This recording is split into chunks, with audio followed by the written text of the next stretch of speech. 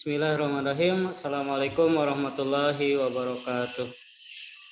Alhamdulillahirrabbilalamin. Asyhadu an la ilaha illallah wahdahu la syarikalah. Allahumma sholli ala sayyidina Muhammadin wa ala alihi wa ashabihi wa man tabi'ahum bi ihsanin ila yaumil. Anak-anak soleh dan solehah yang Bapak sayangi, semoga kalian dan kita semuanya diberikan oleh Allah SWT kesehatan dan kemudahan dalam belajar. Dalam kesempatan ini kita akan belajar pelajaran ke-1 PAI kelas 4 yang bertema mari kita belajar Quran surat Al-Falaq. Adapun beberapa materi pada kesempatan ini Bapak akan menyampaikan tentang mengenal surat Al-Falaq, kemudian memahami makna surat Al-Falaq, membaca surat Al-Falaq dengan fasih, mengartikan surat Al-Falaq, kemudian ada tugas nanti menulis surat Al-Falaq, kemudian selanjutnya menghafalkan surat Al-Falaq. Baik. Anak-anakku yang Bapak sayangi, sebelum kita masuki materi yang lainnya, yang pertama kita harus mengenal dulu tentang surat Al-Falaq. Ya, sebelum Bapak mengartikan, kalian mau Al-Falaq. Mengenal surat kayak ibaratkan seperti ini. Ketika kalian dalam keadaan gelap gulita sendirian, pasti kalian akan merasakan hal-hal mungkin bisa jadi rasa takut, rasa seram, rasa berbagai macam perasaan yang sangat mungkin ketika itu kamu pengen ketika itu kamu ada teman, mau ada sesuatu yang menerangi. Nah, tapi di hal seperti ini ada yang sangat penting buat kalian, yaitu ketika dalam keadaan seperti itu, dalam keadaan takut seperti itu, maka kita harus ingat, kita harus meminta tolong kepada Allah Subhanahu wa Ta'ala. Karena semua yang ada di bumi ini, semua yang Allah ciptakan adalah milik Allah, maka kita harus berlindung kepada Allah. Nah, ini Al-Falaq ini berhubungan dengan mungkin kita di suatu tempat yang sangat sepi dan ketika malam itu. Nah, maka kita harus berlindung kepada Allah dan ketika itu tidak ada siapa-siapa. Baik, mungkin itu hanya sekedar mukadimah ya, agar intinya kita dalam memohon pertolongan, berdoa selalu diutamakan pada Allah Subhanahu wa Ta'ala. Baik. Yang selanjutnya memahami makna surat Al-Falaq. Ya, baik, sebelum kita ini Al-Falaq itu di dalam Al-Quran surat itu terbagi dua golongan, ada Madaniyah dan Makkiyah. Nah, Al-Falaq ini termasuk kepada golongan surat Makkiyah. Makkiyah itu artinya ayat atau surat yang diturunkan sebelum Nabi Muhammad hijrah ke Madinah. Surat Al-Falaq berada di urutan di dalam Al-Quran surat ke-113 atau yang sering banyak orang kenal atau menyebut juz 30 atau juz amma. Ya, juz amma itu sebetulnya juz 30 atau juz terakhir. Nah, juz 113 ini adalah dua surat sebelum terakhir. Yang terakhir itu kan Anas ya. Baik, kemudian Al-Falaq diambil dari ayat yang pertama yang artinya waktu subuh. Nah, surat ini memberikan perintah kepada kita supaya kita selalu memohon perlindungan kepada Allah Subhanahu wa Ta'ala. Surat Al-Falaq juga termasuk surat Al-Mu'awwikatain yang artinya memohon perlindungan dari Allah kepada Allah dari semua kejahatan atau penderitaan yang merugikan manusia. Ya, baik, kejahatan ini banyak ya, ini baik itu dari setan maupun manusia. Nah, tapi di sini khususnya Al-Falaq utamakan dari godaan setan maupun manusia ya yang melakukan kejahatan, maka kita selalu berlindung dan memohon pertolongan kepada Allah Subhanahu wa taala.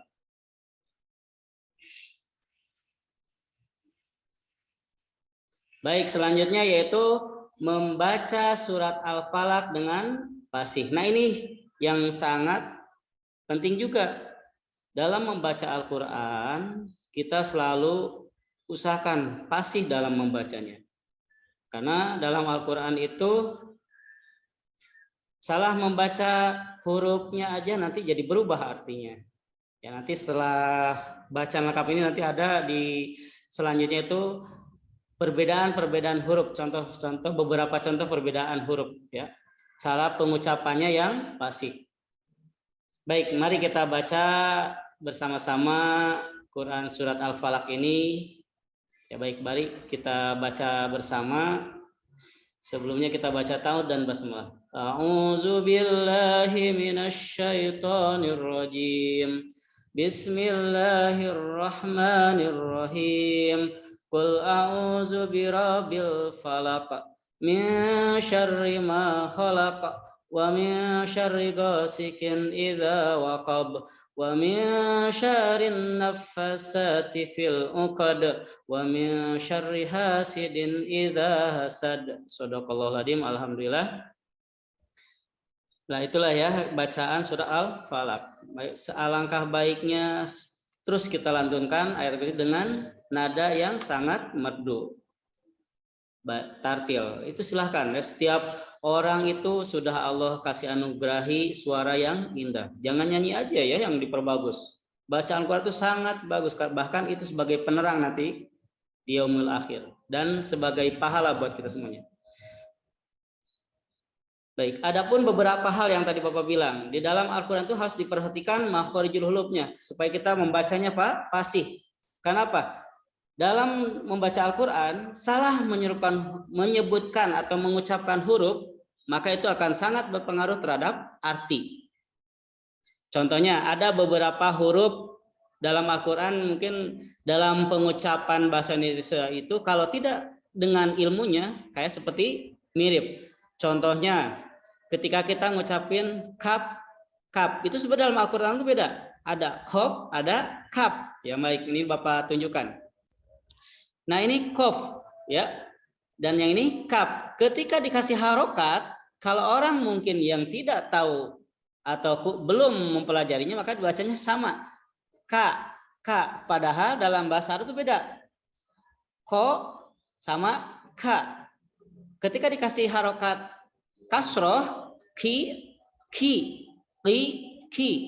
Nah, dan contoh huruf selainnya adalah alif dan ain. Ketika dikasih harokat patah berbunyi a. Ketika huruf ain dikasih harokat patah berbunyi ai.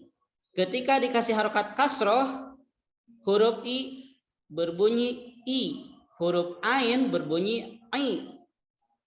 Kemudian ketika dikasih harokat doma, huruf alif berbunyi u dan huruf ain berbunyi u. Begitupun huruf yang lainnya, nih yang seperti samar dan mirip, yang sering mungkin dalam bacaan sholat, dalam aktivitas kita berbagai macam aktivitas ini. Hati-hati, huruf sin sama shin. Kenapa?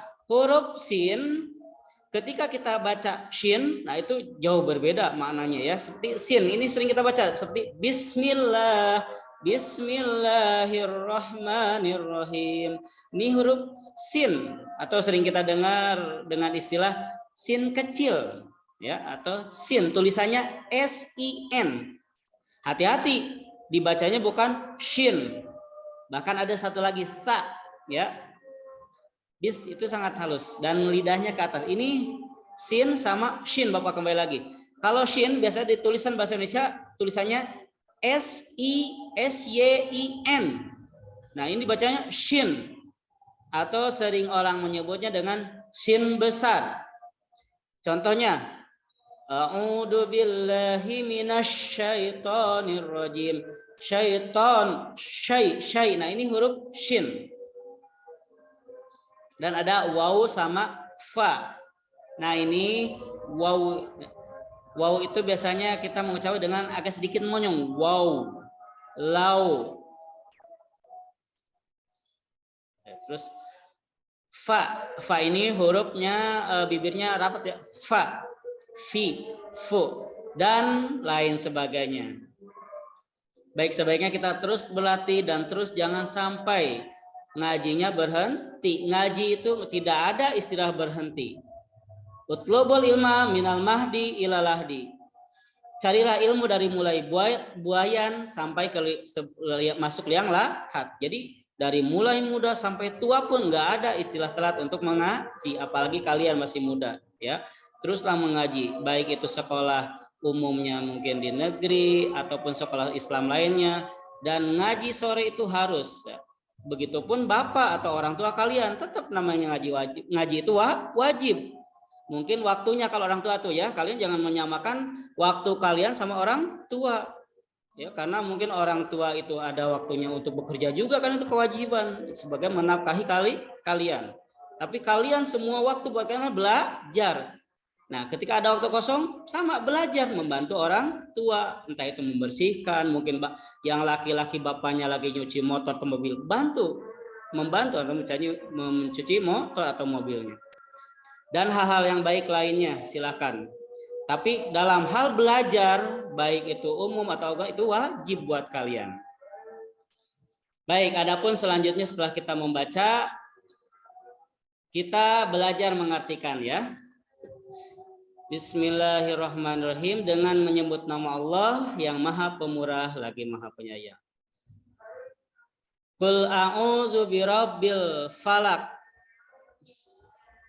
Katakanlah Muhammad, aku berlindung kepada Tuhan yang menguasai subuh atau fajar. Min syarri ma khalaq, dari kejahatan makhluk yang Dia ciptakan. Wa min syarri ghasikin idza waqab, dan dari kejahatan apabila telah gelap gulita. Wa min syarrin naffasati fil uqad, dan dari kejahatan perempuan penyihir yang meniup pada buhul-buhul tari, dan kejahatan dari orang yang ia dengki. Itu kurang lebih artinya ya. Tapi langkah baiknya ya teruslah belajar ya. Yang paling wajib adalah membacaannya ya. Setelah kamu pahami bacaannya, biar kamu lebih khusyuk, maka pahami artinya. Tugas selanjutnya coba kalian disalin di buku agama surat Al-Falaq ya. Bapak anjurkan diawali dengan basmalah dari bismillah. Dan salin ayat pertama sampai ke 5. Nah, ini begini ya. Boleh pakai template atau kolom, boleh juga langsung di buku kalian. Baik, selanjutnya ya, setelah kalian membaca, memahami artinya, nah baru setelah kalian juga menulis, nah itu adalah tugas selanjutnya menghafal. Ini kebetulan qadarullah ini ayat-ayat pendek, alangkah baiknya kalian secepatnya menghafalkan, karena ini ayat-ayat ini juga sering mungkin salah satu bekal buat kita sholat, salah satunya bacaan-bacaan ayat yang kita hafal dalam Al-Quran nih. Mungkin kita sering dengar imam-imam baca surat-surat juz amma, ini salah satunya ya. Al-Falaq juga salah satu dari juz amma. Enak mungkin atau gampang untuk kita baca dalam Al-Quran setelah kita membaca surat ayat wajib Al-Fatihah ya, kemudian dibarengi dengan ayat yang kita hafal. Baik, cara menghafal mungkin salah satunya, makanya Bapak anjurkan kembali, salah satu menghafal yang gampang, langkah pertamanya itu kita membaca yang benar. Setelah membaca yang benar, kita memahami artinya. Itu salah satu hal yang gampang atau mudah dalam proses menghafal. Adapun hal selanjutnya atau proses selanjutnya untuk menghafal yaitu kita macam-macam di antara kalian atau kita cara mungkin ada anak membaca satu kali baca satu kata atau satu ayat langsung hafal, langsung nempel di kepala, di otaknya. Itu sangat luar biasa, itu sangat jenius.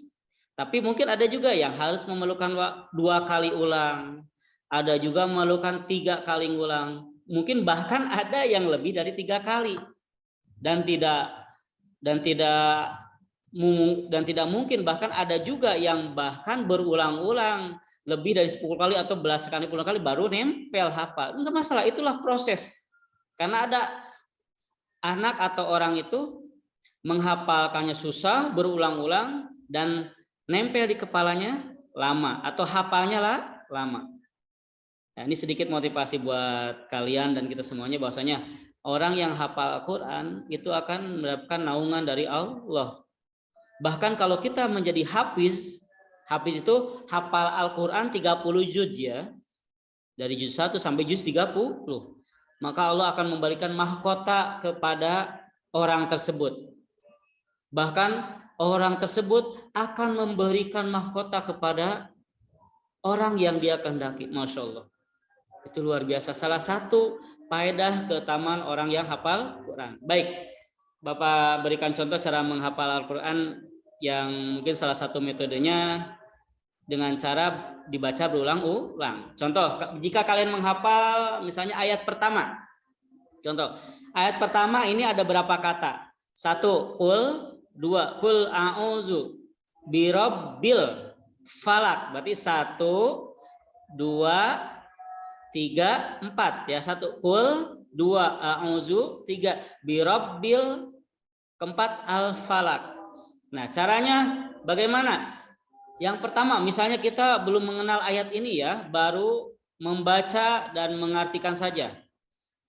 Cara pertama itu kita lihat ini, kul. Jadi kita baca kul sampai merem ya. Merem kalau bisa tutup dulu buku atau ayatnya. Kul, saya yakin udah hafal. Maka lanjut ke kata selanjutnya itu a'udzu. Setelah kita merem dan bahkan ditutup Al-Qur'annya kita hafal, merasa yakin, digabung. Qul a'udzu, diulang-ulang, merasa benar-benar yakin, maka lanjut ke kata selanjutnya. Birabbil.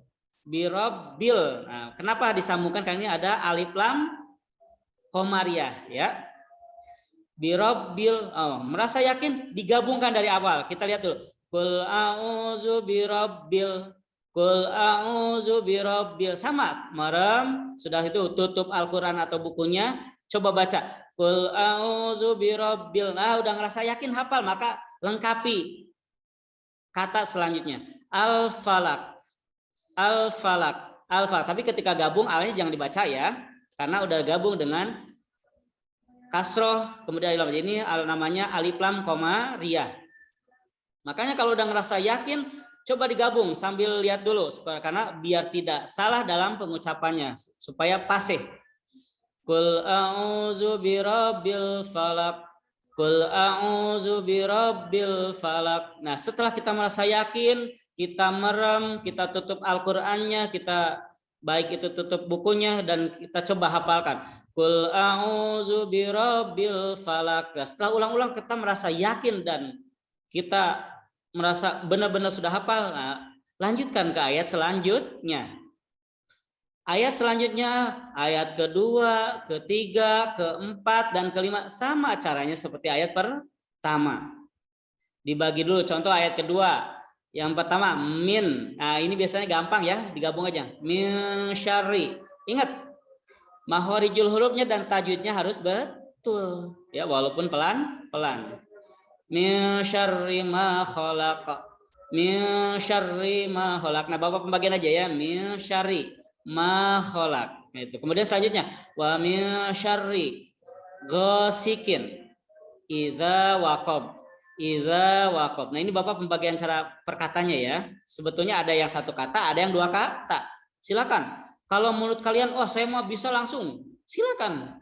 Karena setiap orang itu diberikan oleh anugerah kemampuan yang berbeda-beda. Kemudian ayat selanjutnya, ini ada 1, 2, 3, 4. Ada 4 kata. Wa min syarrin. Nah, ini digabung. Nah, ini lihat, perhatikan. Di sini ada, kalau tadi kan birabbil falak, ini namanya alif lam qamariyah. Nah, ini sedikit ya, ini masih berhubungan dengan cara baca juga makhorijul. Kebetulan sini sekalian supaya betul dalam bacaannya dan gampang dalam menghafalnya. Wa min syarrin naffasati fil uqad. Wa min syarrin. Nah, syarrin ini namanya alif lam samsiah. Wa min syarrin 1 2 3 4 kata. Wa min syarrin naffasati fil uqad. Sama nah, nih fil itu namanya alif lam koma ria. Baik. Begitupun pembagian kata dalam ini ada wamin 1, syari 2, hasidin 3, idza 4, hasad 5. Berarti ada 5 kata. Silakan mau digabung wamin syari hasidin atau ini biasa digabung idza hasad. Itulah kurang lebih cara menghafal dalam Al-Qur'an. Kemudian bagaimana supaya kita dalam membaca itu tartil dan enak didengar, mungkin seperti kita yang kita dengar dari YouTube ataupun biasanya anak-anak di Timur Tengah itu bacanya Masya Allah, sudah Allah berikan anugerah yang begitu. Kita harus bangga, banyak orang Indonesia yang sudah menjuari go internasional, yang sudah menang dalam lomba-lomba qiraah atau bacaan Quran.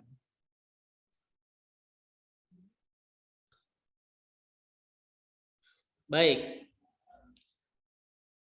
ya, kurang lebih untuk mata pelajaran pertama tentang mari kita belajar surat Al-Falaq dicukupkan sekian. Apabila ada kurang lebihnya Bapak mohon maaf. Apabila ada kata-kata yang benar itu datangnya dari Allah SWT. Apabila ada kata-kata yang salah datangnya dari Bapak sendiri. Ya baik, semoga ilmu ataupun materi yang Bapak sampaikan menjadi manfaat buat kalian dan kita semuanya. Wabillahi taufiq wal hidayah. Sekian dan terima kasih. Wassalamualaikum warahmatullahi wabarakatuh.